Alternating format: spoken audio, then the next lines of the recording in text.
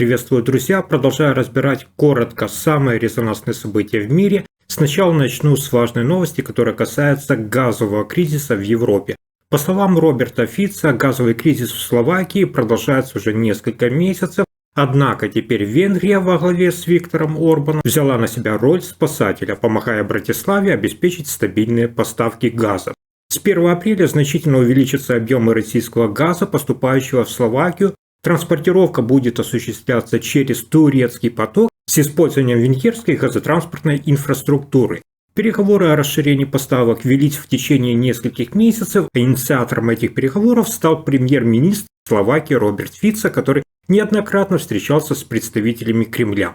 О достижении соглашения между словацкой энергетической компанией СПП и «Газпромом» официально объявил глава СПП Войтех Ференц. Он подтвердил, что первые поставки российского газа по турецкому трубопроводу начались 1 февраля, и с того момента активно велась работа по увеличению объема транзита. Как я сказал, новые объемы газа начнут поступать с начала апреля, однако представители компании не раскрывают точные цифры, ограничиваясь лишь формулировкой значительного увеличения поставок.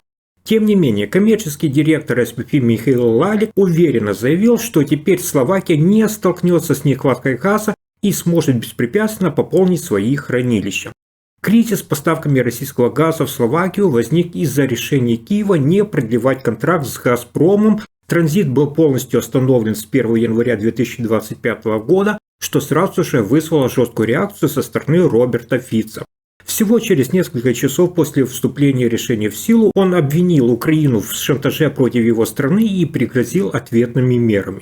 С тех пор правительство в Братиславе активно искало альтернативные маршруты поставок и в итоге пришло к соглашению о транзите через Венгрию. Уже с февраля газ начал поступать в Словакию по турецкому потоку, а теперь объемы поставок, как вы знаете, будут значительно увеличены.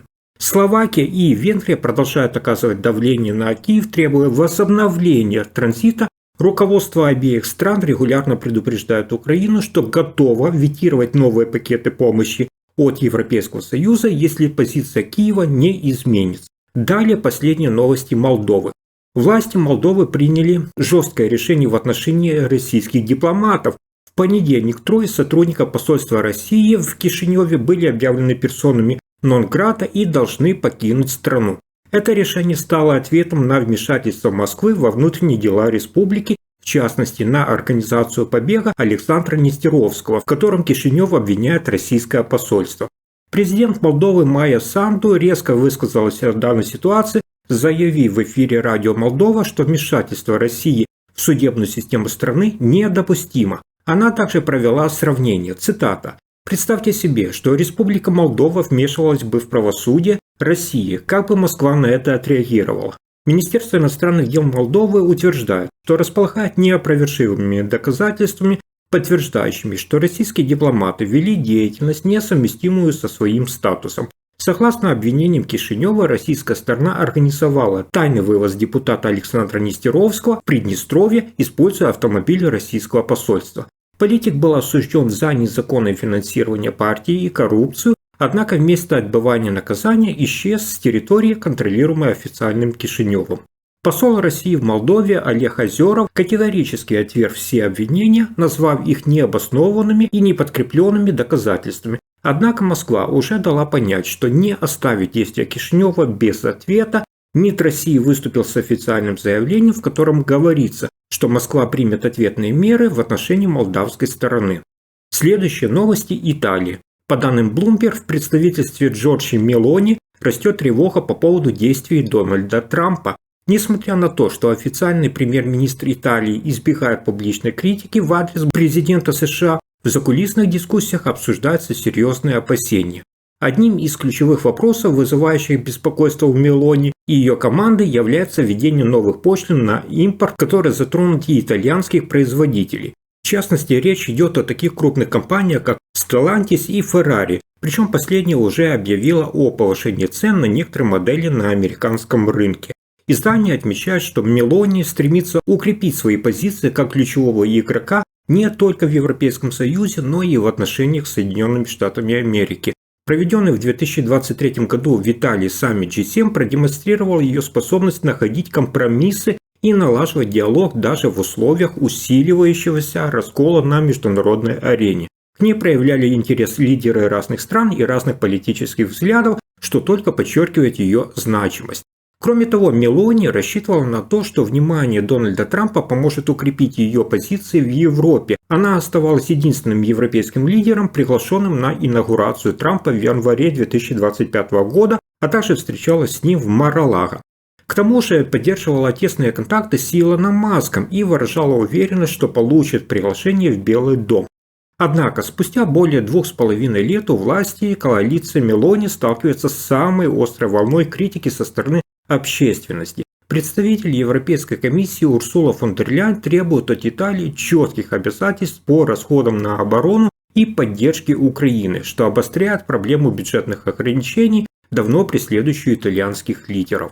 Цитата. «Разрыв трансатлантических отношений означает, что Мелони, вероятно, придется занять четкую позицию, а не просто лавировать между сторонами. Она утверждает, что это не так, но следование такому курсу может ослабить ее международное влияние и усилить давление на ее правительство», пишет Bloomberg.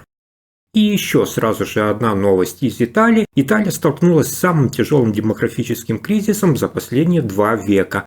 По данным Национального института статистики, в 2024 году в стране родилось всего лишь 370 тысяч детей.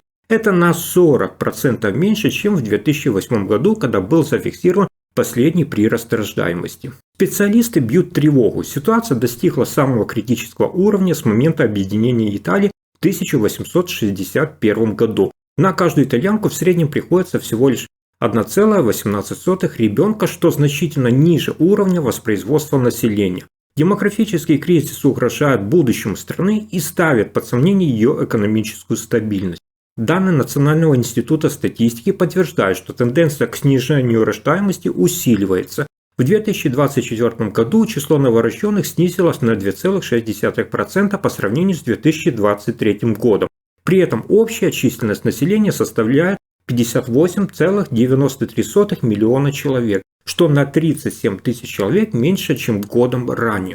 Особенно остро стоит проблема старения населения. Средняя продолжительность Италии увеличилась до 83,4 лет, что на 5 месяцев больше, чем в 2023 году. Однако этот рост не компенсирует резкое сокращение рождаемости. В 2024 году в Италии умерло на 281 тысячу человек больше, чем родилось, что в свою очередь усугубляет демографический дисбаланс.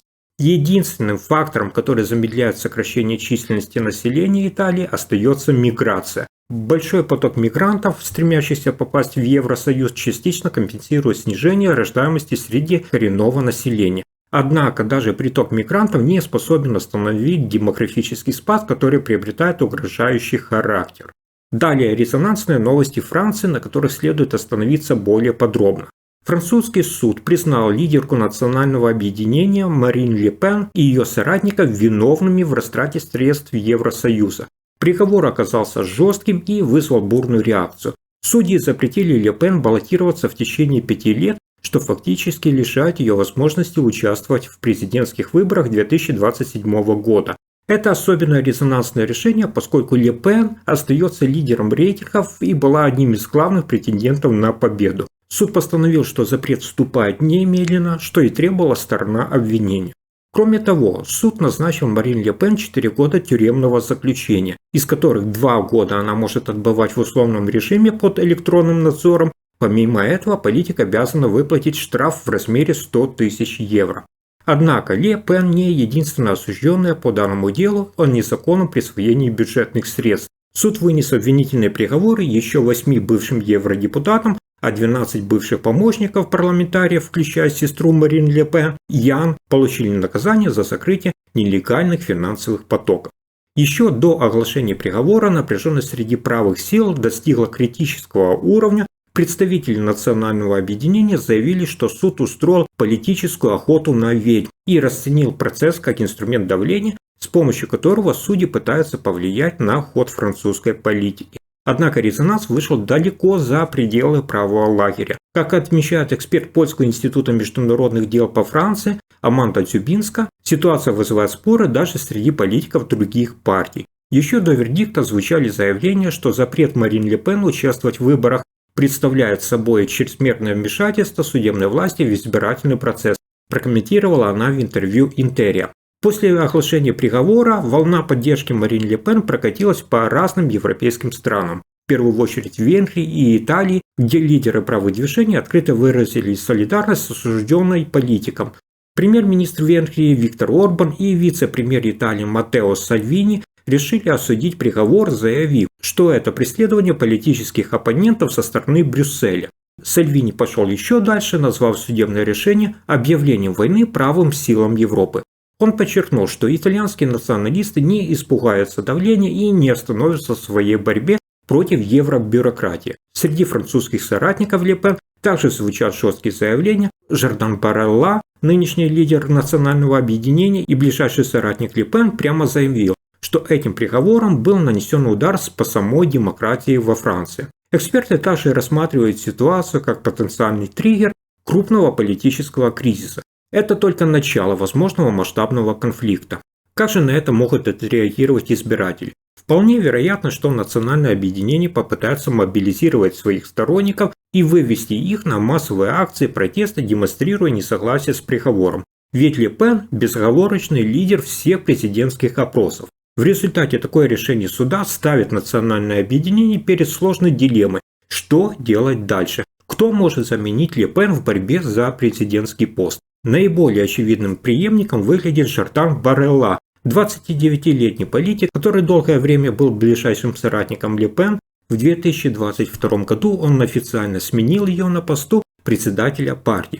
Однако возникает вопрос, достаточно ли у него политического веса, чтобы конкурировать с другими кандидатами. Особенно если учитывать, что Барелле всего лишь 29 лет, а это может вызвать сомнения у части избирателей. Главный вопрос в том, сможет ли Барелла доказать, что он серьезный претендент, способный бросить вызов сильным кандидатам, особенно среди правых республиканцев. На самом деле его возраст может сыграть против него. Марин Ле Пен не стала дожидаться завершения судебного заседания и покинула зал сразу после того, как судья огласила приговор, признающий ее виновной. Она воздержалась от каких-либо комментариев, не выступила с заявлениями и предпочла молчание, что лишь усилило напряженность вокруг данной ситуации. Однако за несколько дней до заседания она не стеснялась в выражениях и резко атаковала прокуроров, обвиняя их в целенаправленном политическом преследовании. По ее словам, судебный процесс был ничем иным, как заговором, цель которого уничтожить ее политическую карьеру и не допустить к власти. Но действительно ли этот беспрецедентный вердикт французского суда ставит крест на политическом будущем Марин Ле Пен? На этот вопрос пока невозможно дать однозначный ответ. Многие политические эксперты сходятся во мнении, что до этого момента Ле Пен находилась на пике своей популярности и имела все шансы победить в первом туре президентских выборов, а во втором реально претендовала на победу. Если этот приговор окончательно закрепит запрет на ее участие в выборах, то, возможно, такой шанс больше не представится. Однако это не означает, что Ле Пен исчезнет с политической сцены. Я не думаю, что этот приговор окончательно вытеснит ее из политики, скорее всего, она будет бороться в судебных инстанциях за его отмену или смягчение наказания. Здесь многое будет зависеть от юридических механизмов, которые могут затянуть процесс и дать ей возможность оставаться активным политическим игроком. Еще один ключевой момент – это скорость развития событий.